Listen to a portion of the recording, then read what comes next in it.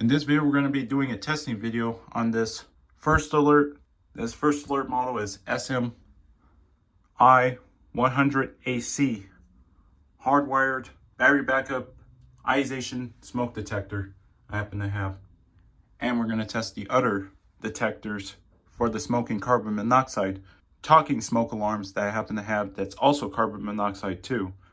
So I happen to know this one is a smoke detector, just a basic model. Nothing too fancy about this one. Happen to know it's just a ionization smoke alarm that also has its feature with an indicator light that would indicate if it's functioning under AC power, which you can tell if there's power. And if the green light blinks every minute 2 times, meaning clean the alarm, you're gonna have to turn the power off to the breaker or get through the ladder safely when getting up to changing your detector batteries. Checking your detector regularly. Make sure you have these things cleaned regularly to prevent false alarms. Always remember, check your smoke detectors for an indicator light, even if it's blinking or getting some alarms that you find that it's going off for no reason.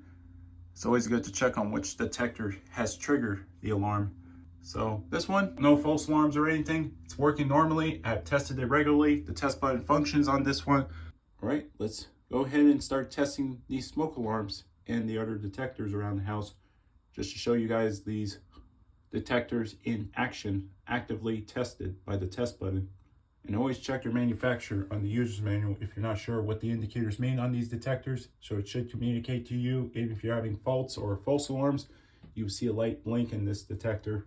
Even if you find on which detector has triggered your alarm, even if you have interconnected smoke alarms all around your house, even if one detector goes off, it sounds other detectors around the house, even if you have smoke or carbon monoxide or even smoke alarm around the house that's all tied in to the interconnecting system.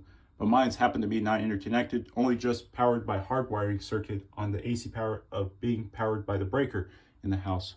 I have all smoke alarms that are all hardwired, not interconnected. And if they were all interconnected, it would have sounded all the detectors around the house. But we all know we have detectors all around the house that are all working, functioning with the sensors. So we're going to start going into testing this thing. And now let's test this smoke alarm, or even if you have a smoke or CO detectors, to make sure they're functioning by pressing the test button. So now let's test the smoke alarm to make sure that the smoke alarm works.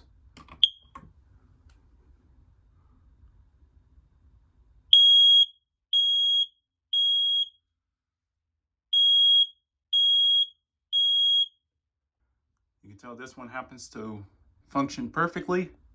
So if you ever get false alarms, this smoke detector has a little button, which you push it as a hush button too, which this one happens to be a test button, and it also has a silence, or even with the older detectors, have a hush button on these little detectors. And your indicator shows on if you have any troubles or any alarms that's previously in this detector. It's gonna tell you that there's an issue, or if one of the indicator lights with the green blinks, or if something with the red light comes up, tells you you have a fault. And normally these buttons also resets the alarm too. If you ever get false alarms, or if you suspect your detector, after you suspect you have chirps after changing the battery, you always test them, making sure your detector has go to its reset. And once it resets, you should be good. But if your detector has reached the 10 years, the end of life signal would chirp this detector, telling you check on the back of the detectors if you're not sure what the meaning is. And if you try changing the batteries, smoke alarm still chirps. That's how you know you need to replace your detector. If you figure it's past its 10-year end of life, that's normally how smoke detectors would normally be replaced. Or even if it's a smoke or CO detector. Let's test the other detectors to make sure they're working.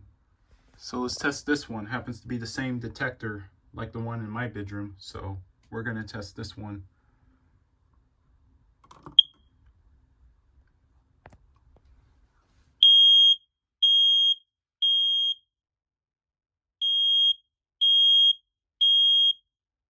So now let's test the other detectors in the rooms and see if all of those are working.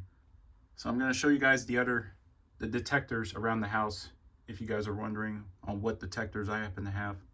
We happen to have bedrooms with smoke alarms that happen to be hardwired in series. So we just changed them, and everything happens to be working good so far. So let's test the other room detectors to make sure all of those are working. So I'm going to show you guys the other detectors I happen to have in the house.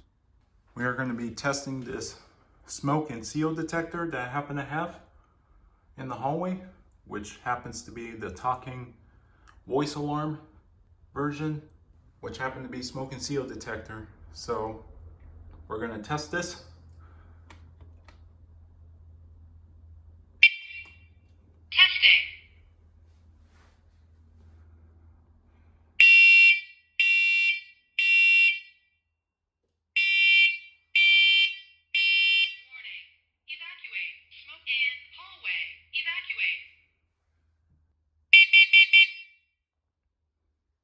And you can tell it's detecting for carbon monoxide. Warning.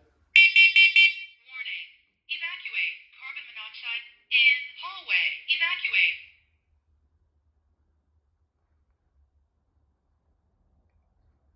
Highest carbon monoxide level was 0 ppm. And you can see the green light comes on. So this is your indicator right here for AC power, indicating your smoke alarm is connected to the harness. And this one's also can work for interconnecting smoke alarms or even smoke and seal detectors. Happen to know we have 2 detectors of one of these. Happen to know we have one in the hallway and in the master bedroom that happens to be on a tall ceiling when I replaced one of the old detectors and put in new first alert alarms. As you can tell, these are smoke and carbon monoxide. So let's go to the other rooms and test those detectors. So we can see we have this one happen to be in this master bedroom. As you guys can see, this is the second one we happen to have. It's a first alert model SMCO 100VAC in this master bedroom. So we're gonna test this one. And this one happens to be a tall ceiling, so I have a long stick, or you can use a broomstick. Just be very careful in using a ladder or something that you happen to have. Always do not use anything of a big ladder or anything for a big tall ceiling like this. And if you know what you're doing, always remember, have a very perfectly stabled step ladder when climbing up to testing your smoke alarms, even if you happen to have tall ceilings just like what I have. But for me, I personally just replaced this one barely 4 months, and I happen to know professionally using the ladder properly, but I didn't do a video back then because I had things to do with projects around the house. So we're gonna test this smoke alarm. Happens to be the smoke and seal detector. Same exact one like the one we tested in the hallway. So we're gonna test this one to make sure this one's working.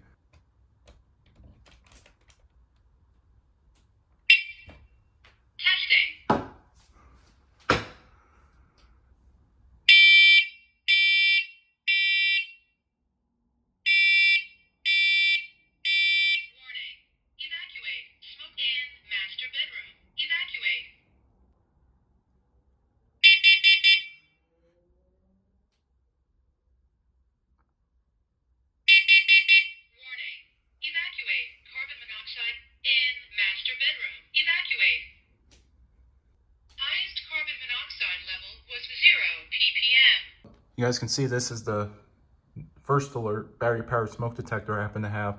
And I happen to have this one that happens to be the first alert model SMC 0210V. And let's test this one.